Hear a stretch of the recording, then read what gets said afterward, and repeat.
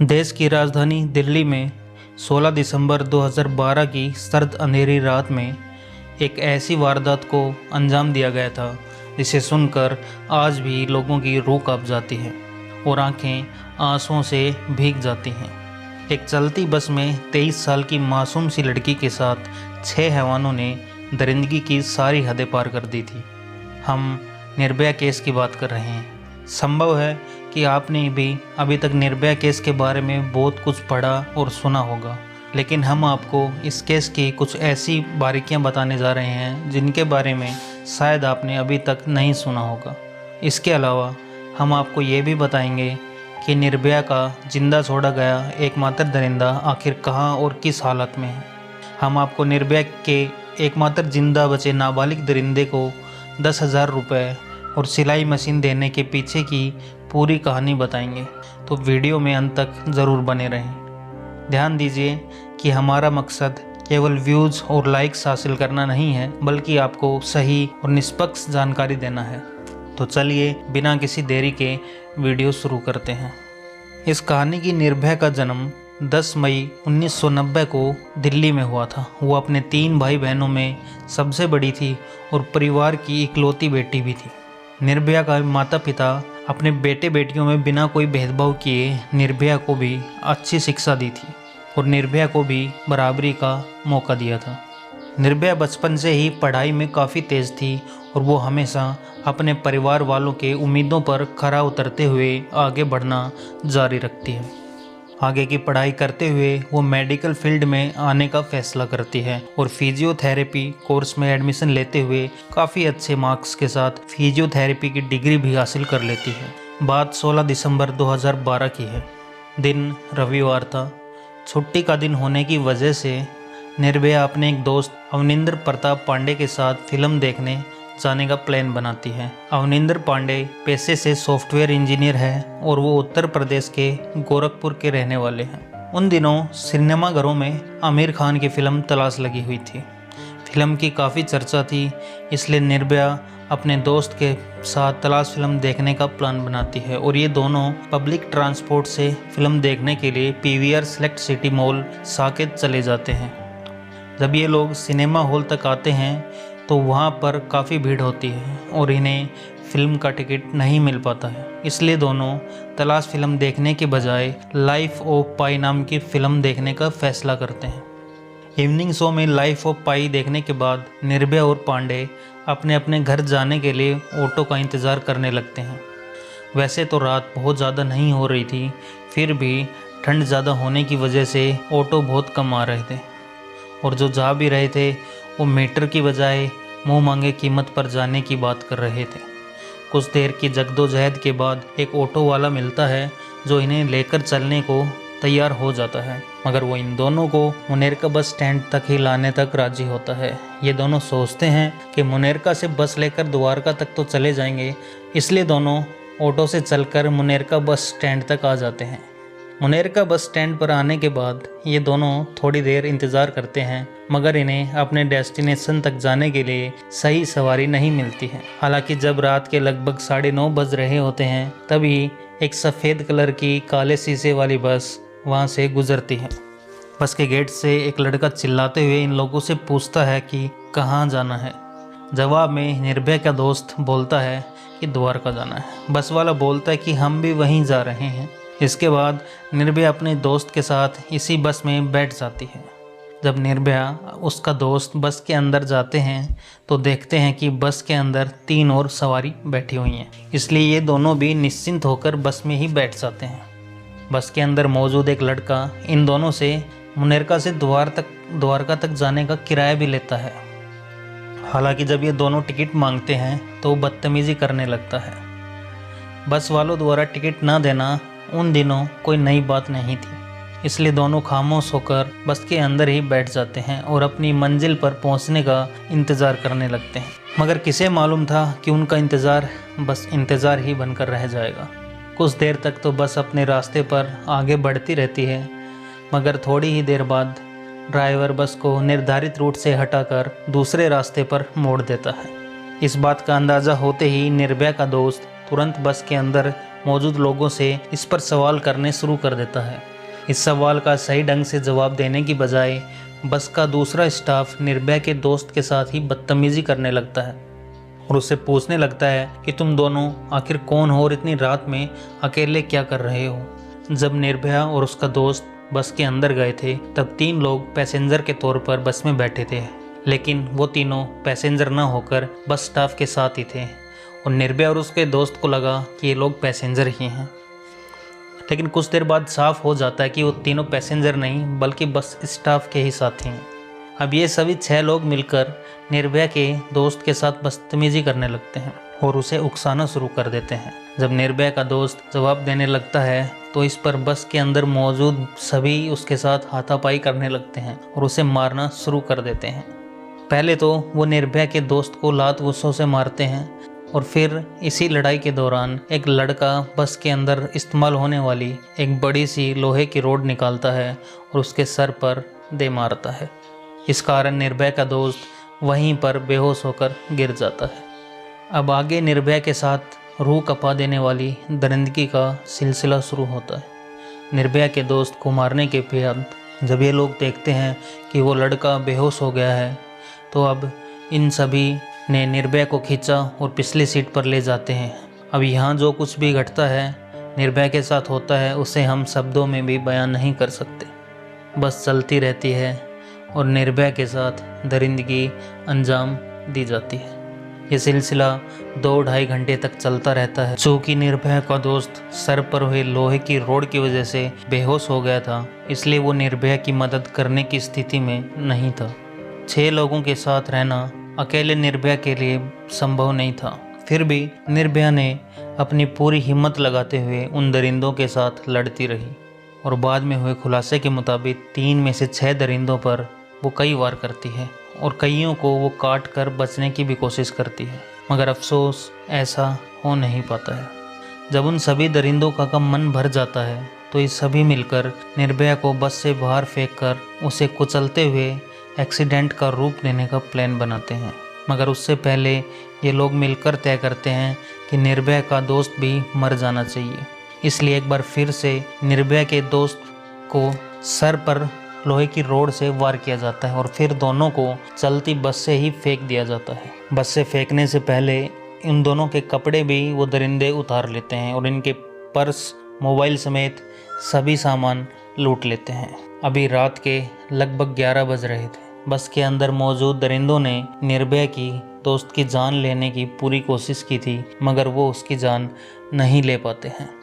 इस कारण बस से फेंके जाने के बाद निर्भया का वही दोस्त कुछ होश में आने के बाद लोगों से मदद की गुहार लगाने लगता है, मगर काफ़ी लोग उसे नज़रअंदाज करके निकल जाते हैं। हालांकि एक अनजान व्यक्ति इन दोनों को बुरी हालत में देखकर पुलिस को फ़ोन करता है और थोड़ी ही देर बाद पुलिस की एक टीम भी वहां पर पहुंच जाती है और तुरंत दोनों को सफदरगंज अस्पताल में भर्ती करवाया जाता है।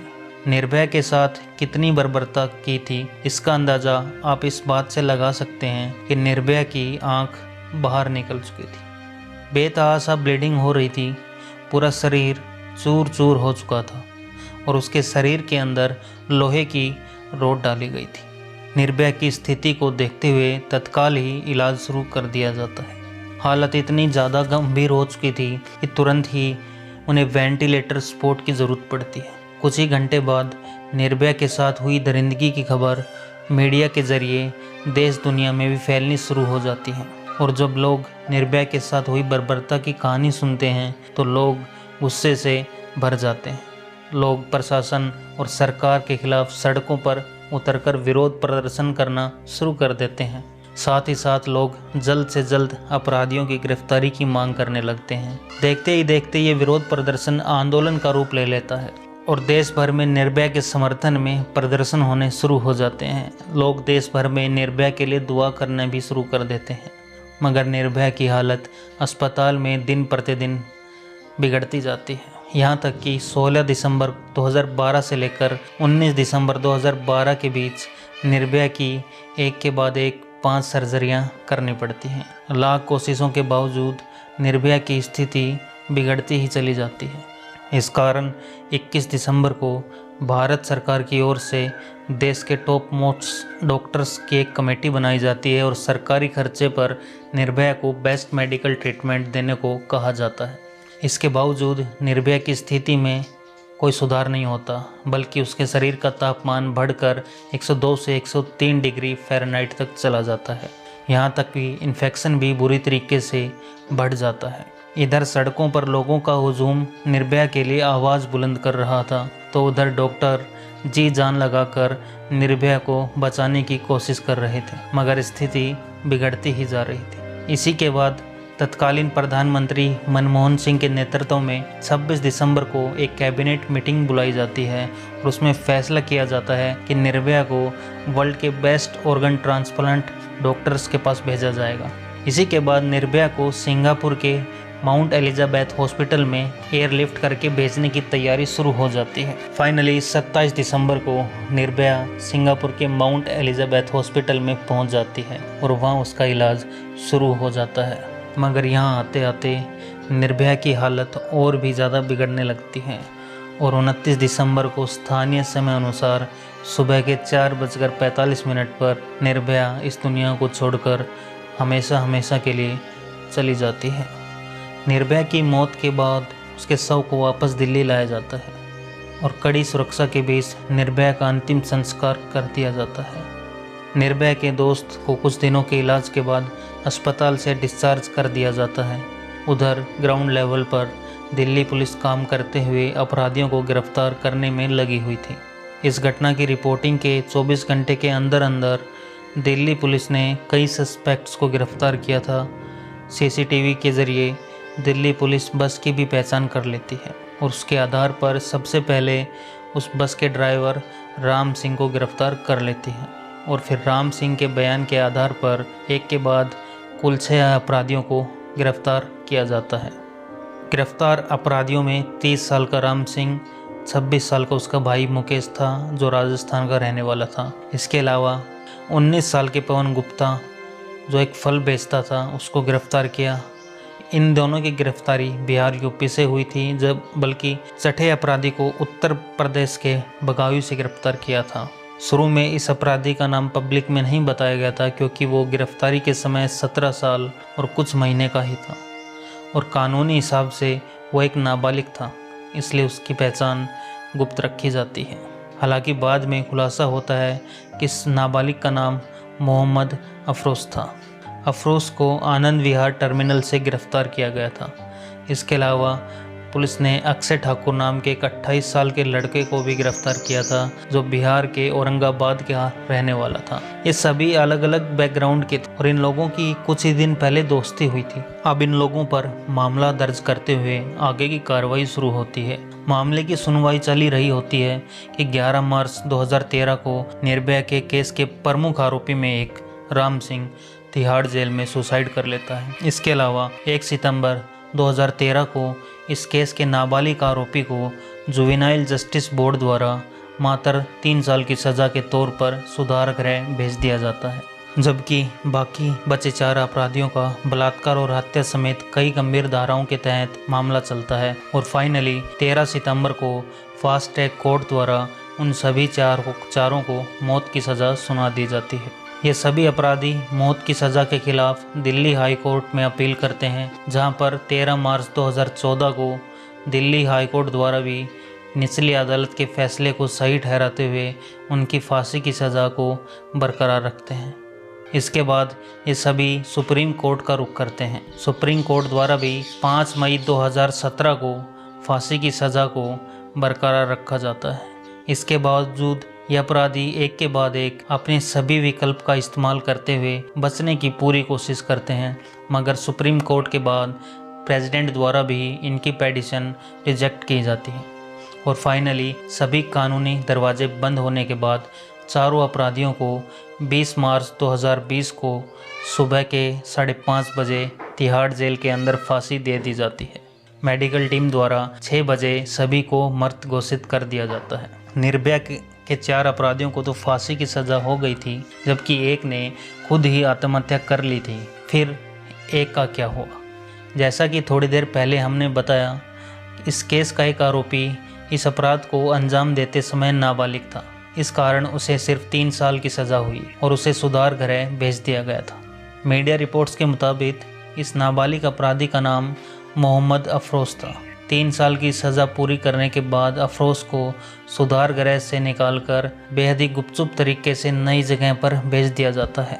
मीडिया रिपोर्ट्स के मुताबिक अफरोज़ को नई सिरे से ज़िंदगी की शुरुआत करने के लिए 10,000 रुपये और एक सिलाई मशीन भी दी जाती है ताकि वो बतौर टेलर काम करके अपनी ज़िंदगी को गुजार सके। फ़िलहाल अफरोज़ कहाँ रह रहा है, इस बात की जानकारी आधिकारिक तौर पर किसी को भी नहीं है, क्योंकि देश के कानून के मुताबिक नाबालिग अपराधी की सुरक्षा करना भी कानून की ही जिम्मेदारी है। इस पर क्या ही कहा जा सकता है। एक दावा ये भी किया जाता है कि दिल्ली सरकार ने अपनी तरफ से अफरोज़ को 10,000 रुपये और सिलाई मशीन दी थी, जबकि इसके पीछे की सच्चाई भी जानना ज़रूरी है।